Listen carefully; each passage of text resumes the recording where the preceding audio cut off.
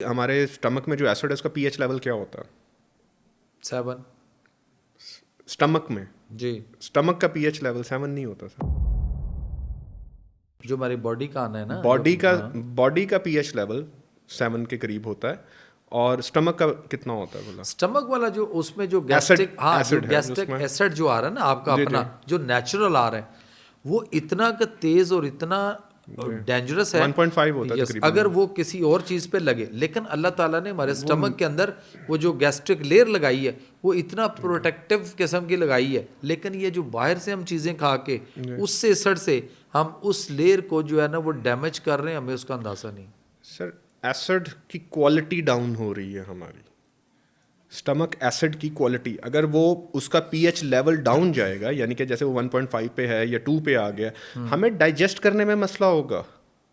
मैं आपको ऐसे बंदे दिखा रहा हूँ एक दिन में 12 रोटियां खा जाते हैं और वो बिल्कुल दुबले पतले होंगे, बंदा कहता है ये गई कहाँ पे।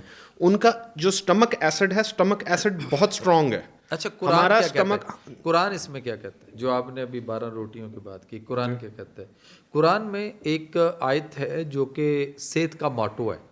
अल्लाह ताला ने कुरान में फरमाया, सूरह अल-अराफ की आयत नंबर 31 है कि कुलू वशरबू वला तुसरिफू, खाओ और पियो और इसराफ, हद से तजावज़ न करो, अल्लाह ज़्यादा खाने वालों को, बार बार खाने वालों को पसंद नहीं फरमाता। एक नंबर 2, नबी करीम सल्लल्लाहु अलैहि वसल्लम की हदीस है कि पेट भरकर ना खाओ और खाने पर खाना ना खाओ, इसलिए कि यही मर्ज बीमारी का सबब है। तो हम अगर इस वक्त ज़्यादा खाने वालों में, आप सल्लम ने से साहबा ने पूछा कि यार सल्लम ये फरमा दी, ये इसराफ, हद से तजावज़ कैसे, कहाँ होगी, हमें कैसे पता चलेगा? तो आपसे फरमाया कि मोमिन उस वक़्त खाने पर बैठता है जब उसे इंतहा की भूख लगती है, और उस वक़्त खाने से हाथ खींच लेता है जब भूख अभी बाकी होती है। सर हम इस वक्त इस चीज़ की बात ही नहीं कर रहे कि भूख की इंतहा, हम इस वक्त स्टमक एसिड की बात कर रहे हैं। स्टमक एसिड जो है उसकी क्वालिटी अगर बहुत अच्छी है तो वो आप जो मर्ज़ी चीज़ ले लें वो उसको फ़ौरन डिज़ोल्व कर देगा। ठीक है। ठीक है। और जो मोस्टली एसिड रिफ्लेक्स होता है लोगों को, वो आपका जो स्टमक एसिड है उसकी क्वालिटी लो होने की वजह से होता है। क्योंकि जैसे लेट्स सपोज मैं आप एक तेज़ाब की बोतल लाता हूँ मैं, जो तेज़ाब बहुत अच्छी क्वालिटी का है, उसके अंदर मैं किसी चीज़ को डाल देता हूँ, तो अगर तो वो उसको फ़ौरन ही उड़ा दे, फ़ौरन ही उसको डिज़ोल्व कर दे, तो वो ठीक रहेगा। और अगर उसकी तेज़ाब की जो क्वालिटी है वो ख़राब है, क्वालिटी तेज़ाब की ख़राब होगी, कम एसिडिक हो गया, वो हमने उसके अंदर उसको डाल दिया किसी चीज़ को, तो वो उस तरह डिज़ोल्व नहीं होगी, वो अंदर ही फिरती रहेगी, वो इरिटेट करेगी, वो जाके आगे स्टमक लाइनिंग को ख़राब करेगी। तो जब किसी के मैदे में थोड़ी सी जलन या बर्निंग होती है या उसके कोई मसला होता है, जी तो वो जब जाकर जो दवाई लेता है मेडिकल स्टोर जी से जी। या डॉक्टर से लेता है, तो आपने अभी तेज़ाब की मिसाल दी, वो अगर वो तो एल्कलाइन करता है ना, वो तो बिल्कुल ही गलत करता है। वो सुपर एल्कलाइन, वो पॉइंट जो ओमिप्राजोल वगैरह बिक रहे हैं मार्केट में, उनका पीएच लेवल देखें तो तकरीबन 9 है उनका पीएच लेवल। तो वो ओमिप्राजोल की वजह से, एसिड से ही एंटा एसिड है ना। जी तो जी जब वो ऐसे ही है कि जैसे आपके हाथ पे या पाँव पे तेज़ाब गिरे और उसके बाद कोई कहे कि यही तेज़ाब इसके ऊपर कॉटन के साथ थोड़ा थोड़ा लगाते रहो तो आपका ज़ख़म ठीक हो जाएगा, तो ज़ख़म तो हर टाइम पे हरा भरा करते रहेंगे और बिगड़ता सर, रहेगा। एसिड स्टमक के अंदर रहेगा। ठीक है। जब एसिड रिफ्लेक्स होता है तो आपकी एसोफेगस में आ जाता है। आएगा, बिल्कुल। गट एसोफेगस, तो खुलेगा वो ना, जितनी गट खुला, जितनी उसने रिफ्लेक्स तकलीफ मार हो दिया। रही होती है, वो जितना उन्होंने एल्कलाइन करना होता है, उन्होंने सिंपल उस एसोफेगस को एल्कलाइन करना है उन्होंने। मगर हमारी मजबूरी, हम साथ स्टमक भी एल्कलाइन कर देते हैं। जी बिल्कुल कर। ठीक है। तो अगर एसिड क्वालिटी हमने बेहतर एसोफेगस में नहीं करनी, एसिड क्वालिटी है वो हमने बेहतर करनी है स्टमक के अंदर। बिल्कुल तो सही। स्टमक की एसिड क्वालिटी अगर बहुत अच्छी है तो चिकन खाने से या कोई भी ऐसी आपको गोश्त खाने से मेरा नहीं ख्याल कि आपको नहीं, वो मसला होगा। आपका ख्याल है ना कि नहीं होगा। हम प्रैक्टिकली डेली पेशेंट देख रहे सर हैं, हमें पता है रिसर्च कि नहीं है वहाँ इस से पे यार। कितने लोग मसाइल, एप्पल साइडर बीमारियाँ आ विनेगर रही। पी रहे हैं। एप्पल साइडर विनेगर क्यों पीते हैं लोग सुबह के टाइम? तो आपको पता है ये ठीक है उनके लिए, सबके लिए ठीक है, नहीं जिस तरह हम लगे हुए हैं। जी, इसी तरह जिस तरह आपने पहले वो मिसाल दी है कि वो सब सबके पे लिए नहीं ठीक आती नहीं है, जी। सबके लिए नहीं है।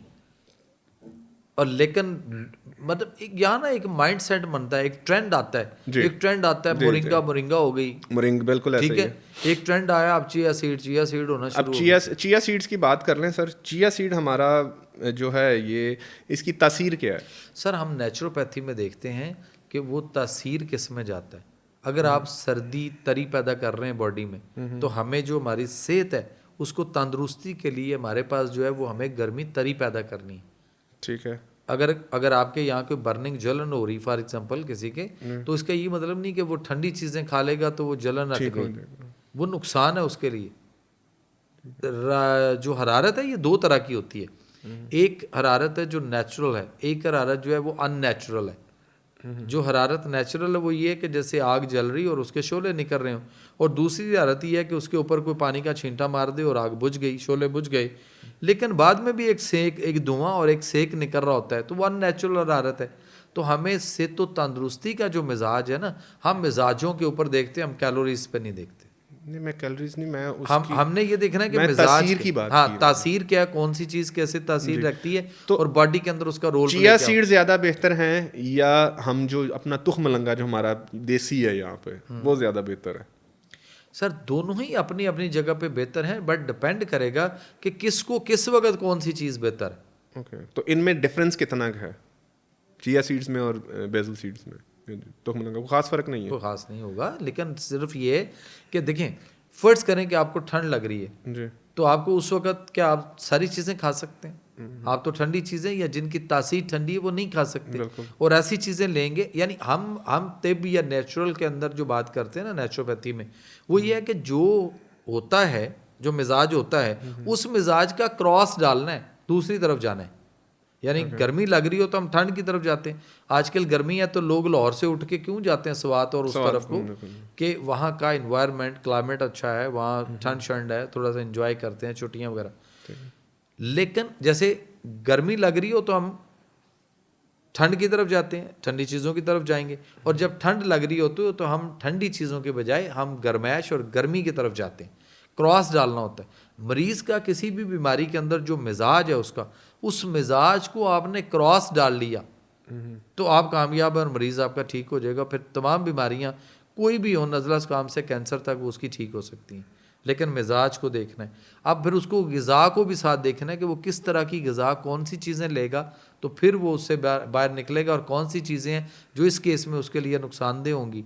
लेकिन ये एक नेचुरोपैथ जो होता है, जिसको आप नेचुरलिस्ट कह लें, वो बेहतर जानता है, वो समझता है। वो कैलोरीज का नहीं है, वो कैलोरीज के तरफ नहीं जाता, उसकी सोच कैलोरीज पे नहीं है, वो मिजाज देखता है।